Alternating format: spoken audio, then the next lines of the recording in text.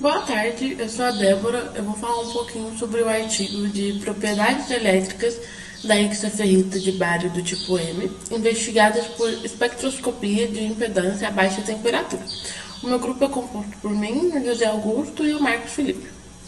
Bom, falando um pouquinho sobre as hexaferrita, elas são um grupo de materiais magnéticos muito importantes por conta das propriedades elétricas, por ter uma boa estabilidade e também por conta da sua diversa aplicação tecnológica. Né? Ela pode ser utilizada em diversos meios.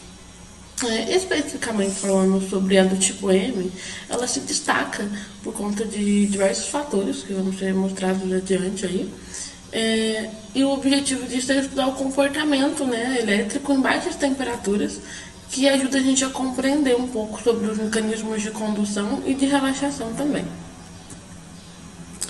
Um pouco sobre o contexto histórico, as hexaferritas são materiais cerâmicos magnéticos que foram descobertos nos anos de 1950 e têm uma grande importância tecnológica. Eu trouxe aqui três pontos falando por que a do tipo M é mais relevante, né? E é um dos materiais magnéticos mais produzidos no mundo. Ele é utilizado em ímãs permanentes, em gravação, em armazenamento magnético, em eletrônica e também em sistemas de comunicação. Apresenta propriedades magnéticas e elétricas complexas, incluindo comportamento multiferróicos e acoplamento de spin-fonon. O objetivo do estudo e também do nosso trabalho é investigar o comportamento das propriedades elétricas da hexaferrita, né, de bário, em baixas temperaturas usando a espectroscopia de impedância. Eu trouxe três tópicos importantes que eu achei do artigo.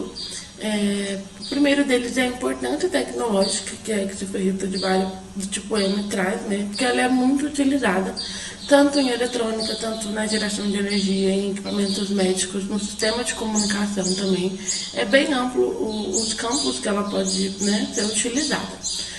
E aí já dá um gancho para o próximo tópico, que é o potencial para novas aplicações, né, em cima disso, porque ela pode ser usada no desenvolvimento de dispositivos magnetoelétricos multiferróicos, porque eles combinam as propriedades magnéticas e as propriedades elétricas. Então, não é uma coisa tão limitada, né? Não é um meio tão limitado a tal ponto. O terceiro ponto é o comportamento físico. Ela apresenta ferrimagnetismo, né, por ser uma cerâmica, transições magnéticas e também possível multiferroicidade. Além disso, ela possui uma alta temperatura de Curie de 723 Kelvin. Bom, meu nome é Marcos, irei agora falar da metodologia do trabalho, em como o material foi sintetizado e como foi caracterizado. Iniciando na produção, esse material foi sintetizado utilizando uma mistura estequiométrica, ou seja, sem reagentes excedentes, de carbonato de bário com óxido de ferro, os dois a 99% de pureza.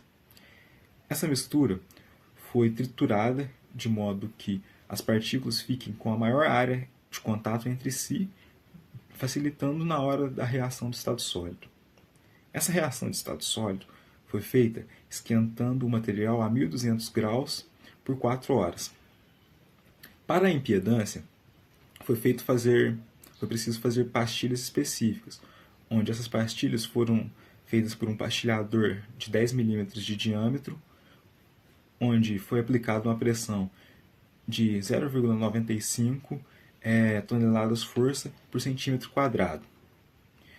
Além disso, foi feito um tratamento térmico, onde as pastilhas foram expostas a uma temperatura variando a 5 graus Celsius por minuto até os 1200 graus por 16 horas. Além disso, foi aplicada uma tinta prateada para fazer algo semelhante a um capacitor paralelo. Bom, agora irei falar sobre a caracterização do material, iniciando pela difração de raio-x.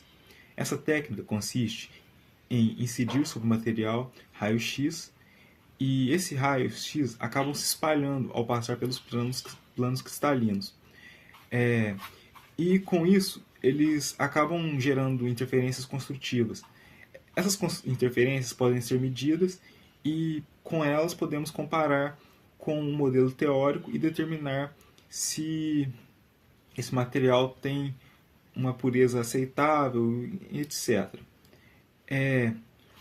Observando o gráfico medido, podemos ver que as esferas marcam o modelo medido, a linha azul é o erro entre o medido e o teórico, e a vermelha é o teórico. O erro foi bem baixo, então podemos determinar que o material tem um elevado índice de pureza. Agora irei falar sobre o gráfico de Bode. Esse gráfico mostra a impedância em função da frequência.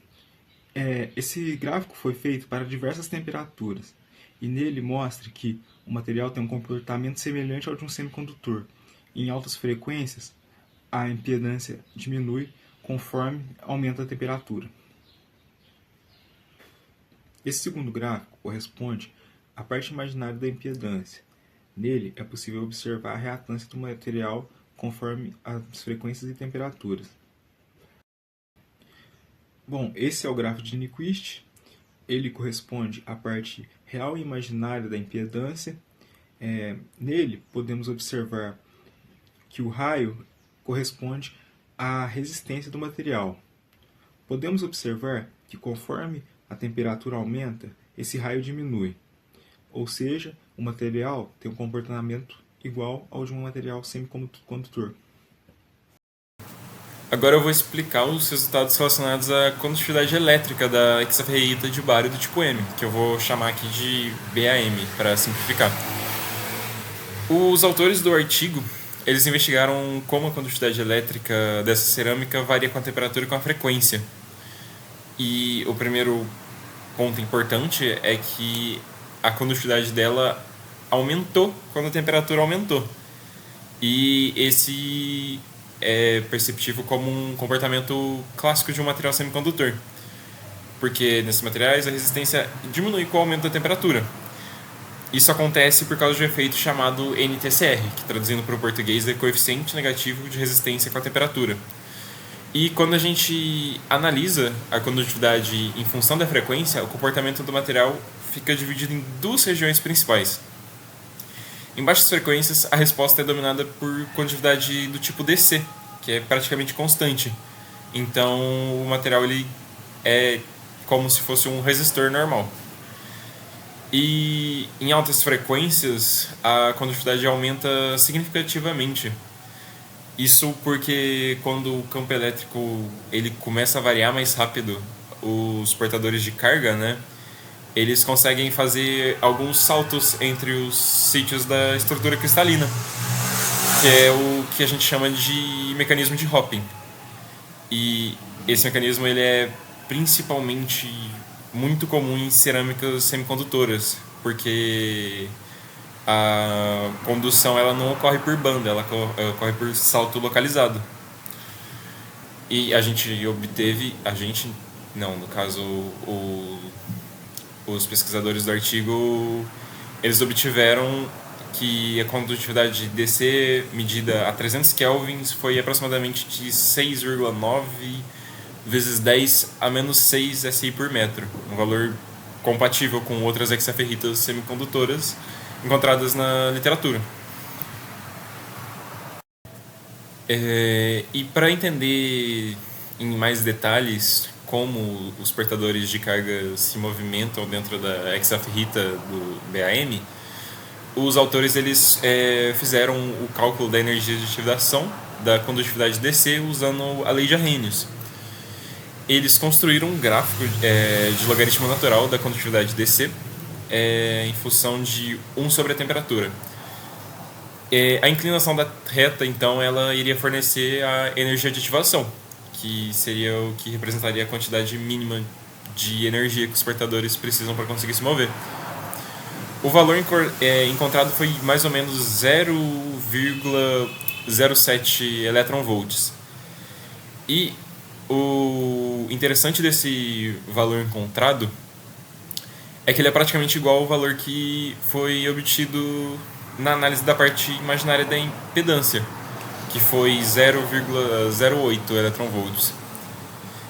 E isso mostra que esses dois processos, tanto o condutivo quanto de relaxação dielétrica, eles são governados pelo mesmo mecanismo. Então, os mesmos portadores de carga estão realizando o hopping dentro dos grãos do material. Seguindo com as observações da hexaferrita BAM, os autores eles também analisaram a constante dielétrica real, ou epsilon linha, né? E o comportamento observado foi que a constante dielétrica diminui conforme a frequência aumenta. Isso acontece porque, em frequências muito altas, né, os dipolos elétricos da hexaferrita e também os portadores envolvidos no hopping, né, eles não conseguem acompanhar a oscilação rápida do campo elétrico aplicado. Então, quando a frequência é baixa, os dipolos eles conseguem meio que acompanhar o campo. E a polarização, então, ela consegue ser mais eficiente. Isso resulta claramente em um valor maior de constante dielétrica. Só que conforme a frequência vai subindo, a resposta do material se torna mais lenta que o campo.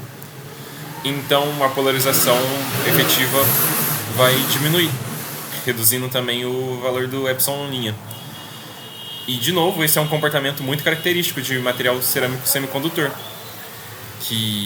onde a resposta dielétrica está ligada diretamente à mobilidade limitada dos portadores de carga. Então, de forma geral, o estudo feito pelos autores nesse artigo consegue concluir que a hexaferrita BAM ela apresenta propriedades estruturais, tanto estruturais quanto elétricas, muito consistentes com o esperado de um material semicondutor. Também a gente consegue perceber que os mecanismos de condução e relaxação são dominados pelo movimento dos portadores dentro dos grãos, né, pelo hopping, né? E esse resultado ajuda a gente a compreender melhor o comportamento elétrico das hexaferritas e também reforça bastante o potencial desse material em aplicações onde estabilidade térmica e o comportamento semicondutor são desejados. E essa foi a conclusão do artigo.